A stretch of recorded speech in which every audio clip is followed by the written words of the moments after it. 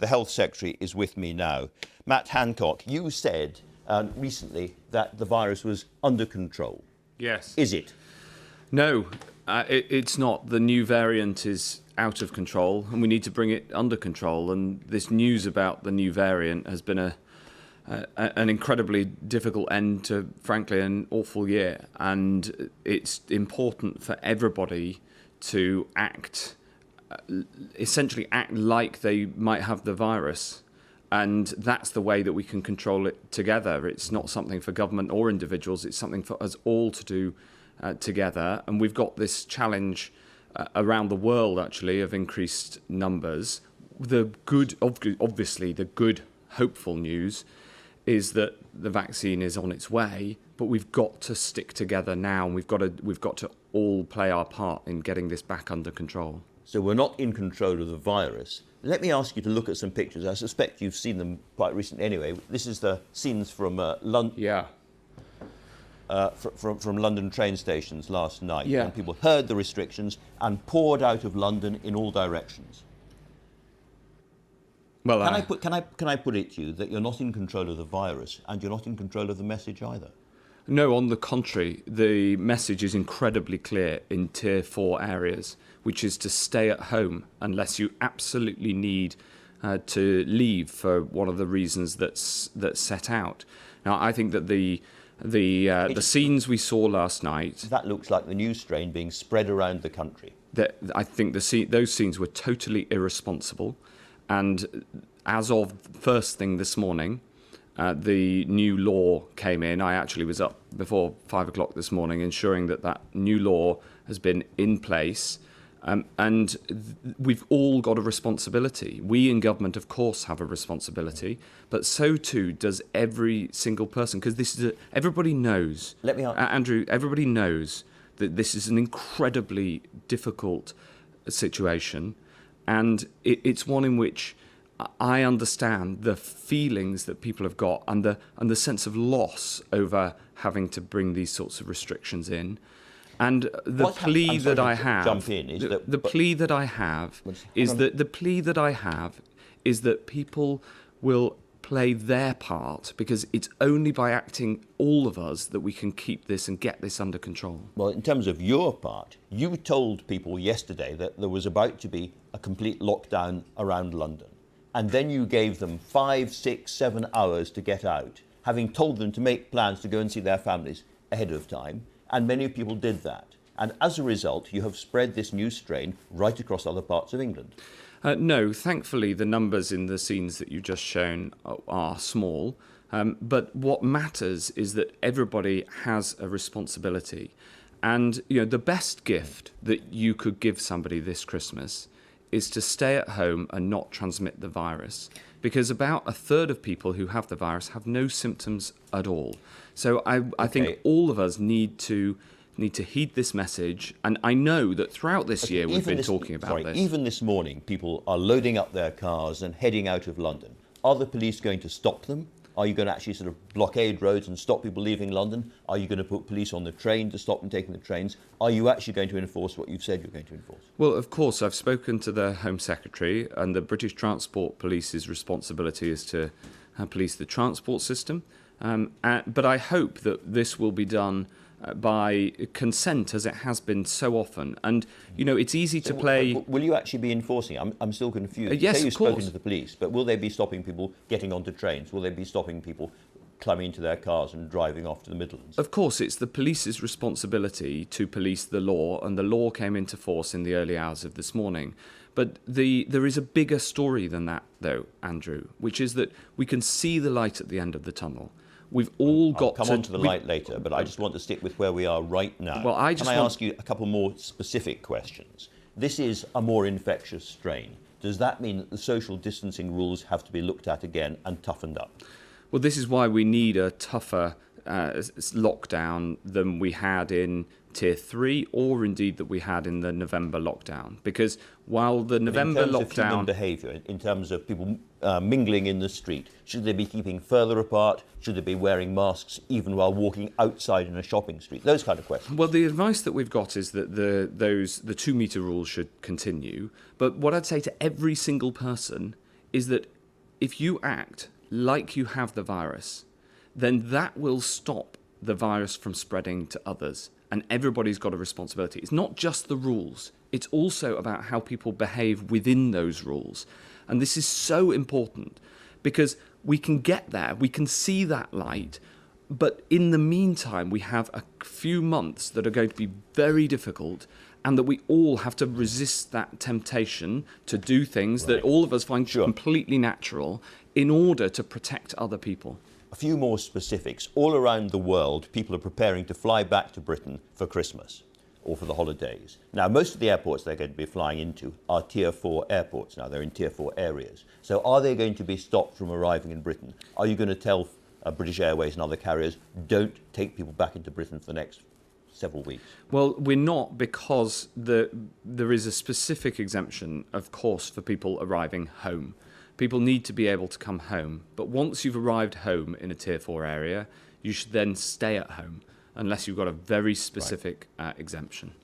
Are you still worried that hospitals are about to be overwhelmed? I'm really worried about the NHS. There are currently just over 18,000 people in NHS hospitals with coronavirus. So that is only just below the number that there were at the first peak. So, of course, I'm worried about the NHS and working on it every day. The NHS is doing a brilliant job. It's also, of course, treating all the other diseases and doing much more of that than in the first peak. For instance, continuing all of the cancer treatment as much as is practically possible. So we're better placed than we were in the first peak because we've spent all summer working on it, and we have the testing capacity now to keep people safe in hospital. But of course I'm worried about the NHS. It's another reason that everybody needs to follow the new rules and just take that personal responsibility. Given where we are now, is it not inevitable that we're heading for a national lockdown again? Well, not necessarily. And one of the reasons that we brought in, not necessarily, one of the reasons we brought in the strict travel movements on Tier 4, saying stay local and stay at home, and in fact, stay local wherever you are across the UK, one of the reasons we brought that in is to try to stop this new variant from spreading. Because we know that Tier 3 works for the old variant, and we've seen numbers really fall, the case numbers really fall in most of the north of England, in many parts of the Midlands.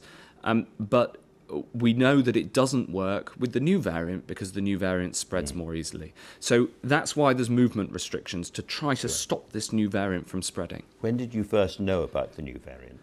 I found out last Friday afternoon. Only last Friday afternoon? Yeah. We've just heard that WHO, for instance, knew there was a new variant about in September. They didn't know how infectious it was, but it was known about in September. I don't think that's quite right. Well, we've just heard from the WHO I listened to the interview, and I'll explain what happened and who knew what when, as far as we know it. It's that in October, they spotted the new variant from a sample that had been taken in September. And then in just over a week ago, this pattern was spotted in Kent, where it was growing fast.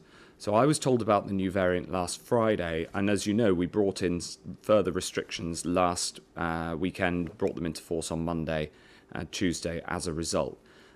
Then we only knew that there was a new variant, and it was in the parts of the country where things were growing fast, that there was a correlation.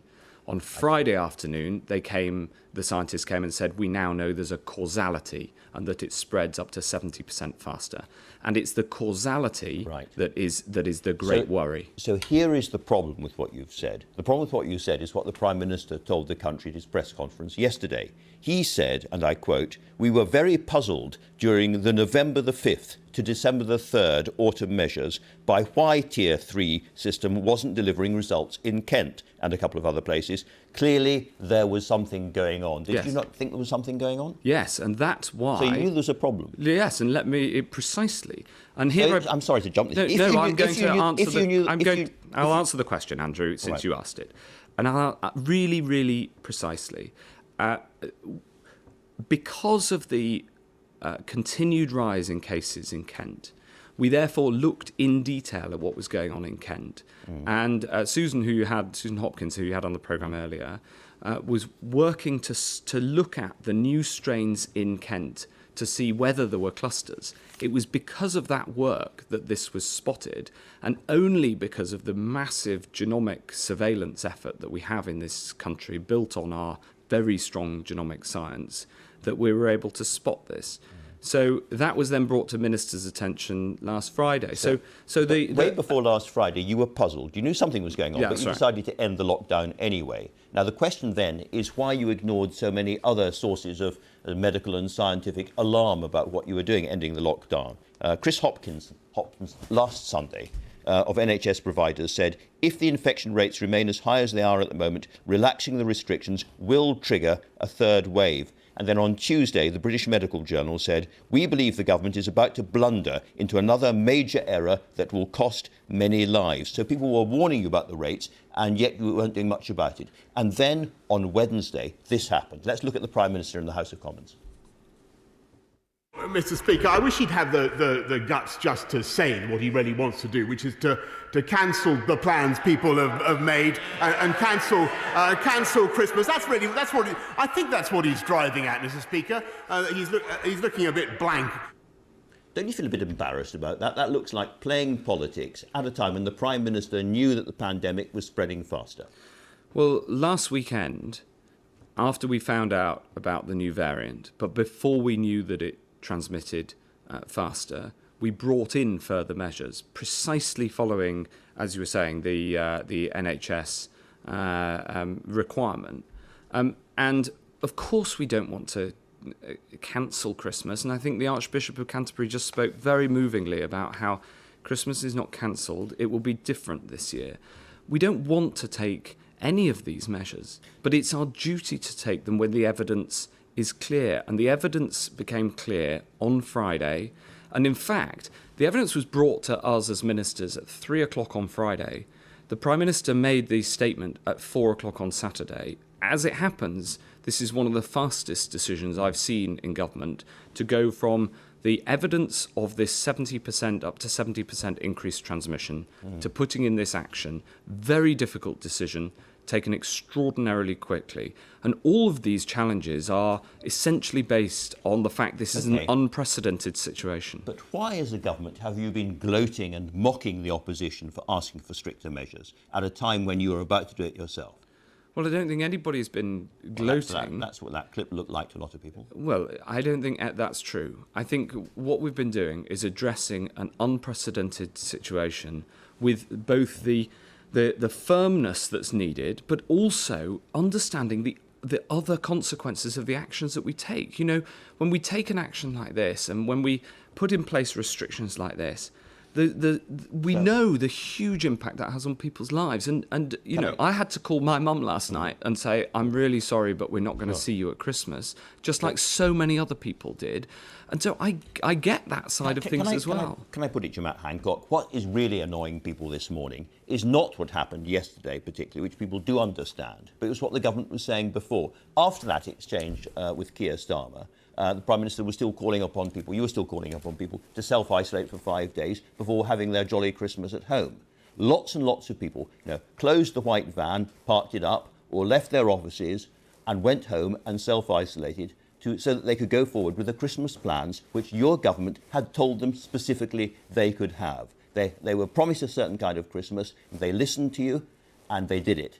And that was a huge, huge mistake, was it not? You have taken away the hopes of an awful lot of people for their Christmas, and you didn't need to do it this way. I think that the mistake would be to ignore new scientific evidence. And all the way through this crisis, we've been trying to learn as much as we possibly can and then balance the incredibly difficult decisions between the impact of the action that we have to take to save lives and the impact of not acting. And there are no easy answers. There are no easy options. In fact, that's not just true of us in government. That's true of all of us. Okay. And we've got to get through this together, and I'm sure that we can. How much have you really learned, though? Because the whole way through this, we've been a pattern of over-promising, of boosterism, of optimism. You know, we're going to get rid of it all in 12 weeks. Hitler's going to be perfectly over by Christmas. It's going to be a normal Christmas. We're going to get there. It's as if this government is too scared, too cowardly to give people the really hard news when they need to hear it. And then at the last minute, you do a kind of U-turn, there's a screech of brakes, and it's too late, and it feels chaotic, as it did yesterday. Well, I simply think that's completely wrong. I'm sitting here and telling you, and the Prime Minister yesterday told the nation that we have to bring in an effective lockdown in large swathes of England because of a new variant strain that's being seen here and in some other countries around the world in order to save lives. And we're saying that we don't know how long these measures are going to be in place. It may be for some time until we can get the vaccine going. That isn't an easy thing to say. These things are not straightforward. And I totally understand how people are frustrated at the situation and disappointed. Of course I do. But they're also, if and then suddenly at the last minute, if I'll just finish the answer, thank you. People are feeling cross, frustrated, and in many cases angry. Mm-hmm. And the reason that we all have to come together to get through this is because collectively we all face the same enemy. Mm-hmm. And now with this new strain, it's a more difficult task than it was. And the best way through that is for people to look out for each other and support each other and all come together to take the action that's necessary. Not taking the easy and sometimes, and pushing at the boundaries, but everybody living within the restrictions that unfortunately we have to have in place so that we can get through this with as few fatalities as possible whilst the vaccine can come and change this for good. So you feel that I'm being unfair when I characterise the government's behaviour. Let me ask you about what's happened with schools, which is a specific example, which is on Monday, the Education Secretary threatened London boroughs whose schools were wanting to move to online teaching only with the law. He said he was going to take the law against them and that they must change their position. And he said it's simply not in children's best interests to close their doors. And then on Thursday, his minister told all schools to move to online teaching and close their doors. Again, it seemed extraordinary behaviour. Well, no, that's not a reflection of what happened, and I'm afraid, Andrew, you're mischaracterising it. In what way? In the way that our goal is to bring schools back in January with a big testing regime, and that means we need a staggered start in order to test people with the coronavirus test. But of course, there are some years... Sorry to jump in, but this is a testing regime which teachers say they just cannot deliver. Totally Nicola Mason, who's head of school at Chase Terrace Academy in Burntwood in Staffordshire, says she very much wants to do the testing system, but she says, and I quote, "This government have, at the very last minute again, literally broken the teachers. The guidance is way too late to plan effectively. If we need to recruit volunteers by the 4th of January, that is impossible." Again, last minute. I'm afraid, Andrew, it's not impossible, and I can tell you why, because it's already happening in some schools where we've been piloting this. And there are 3 weeks between now and the start of term, and I appreciate that, like so many people in the NHS, there is going to have to be some work over the Christmas break. That's absolutely fine. And I'll tell you what, there are head teachers around the country who are desperate to do their part to get as much education as is possible and to do it safely. And so, of course, in a massive system like the school system, you can always find somebody who's going to There's quite a lot. complain. Not just one.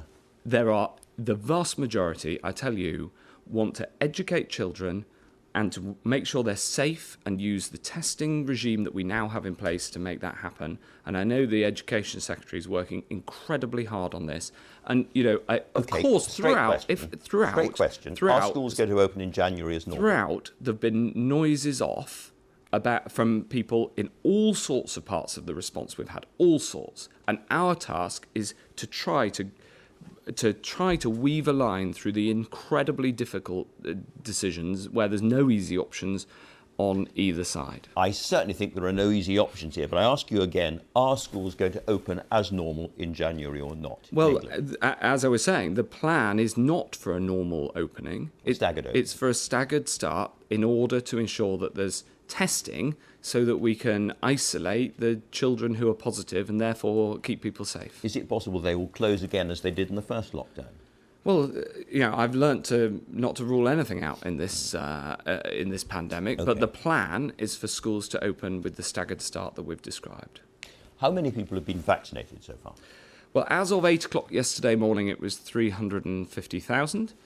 And so I'm hoping, but it's not a target, I'm hoping that by the end of this weekend, across the UK as a whole, we should be at around 500,000. Because you said millions by the end of the year. You're not going to hit that target, are you? Yes, I was talking about there would be millions of doses delivered by the end of the year. I misspoke in that quote, and I said vaccinated. I meant vaccines delivered to the country, and we've been clear about that. Okay. Do you think the AstraZeneca vaccine is going to be authorised before the year is over? Well, I really hope so, Andrew.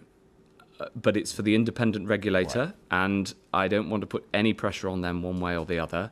But just like the Pfizer vaccine, the AstraZeneca Oxford vaccine would be a huge boost for the nation. All right. One final question. Is this really the responsible time to leave the European Union without a trade deal? Given everything that's going on and everything facing the country, is it responsible? Is it right? Well, I really hope not. But at the same time, the EU have recently, in the last couple of weeks, put in place some what I think are unreasonable demands into a negotiation that previously had been going well and coming towards a conclusion. Especially, as you say, with all the problems that are going on the continent as well as here, in the EU, where they have very serious problems as well. I hope that the EU moves on its unreasonable demands that I don't think anybody could reasonably accept, and then we can get a deal and a trade deal, because we've already got the deal for leaving. But we're ready, whatever's necessary. People are beginning to ask whether you are up to this job. Charles Wheeler, the Deputy Vice Chairman of the 1922 Committee, has suggested that you might resign. Well, I know that Charles is very upset at the measures that we've had to bring in, and he has been throughout. And I understand that, and I understand where he's coming from. But unfortunately, these measures are absolutely necessary to save lives. And, if you hear from the NHS... Well, of course, I'm dealing with a global pandemic in the best way that we possibly can, with huge pressures already on the NHS, with case rates that are climbing, and we must take action no matter how uncomfortable we find it. All right. Matt Hancock, thanks very much for coming to talk to us.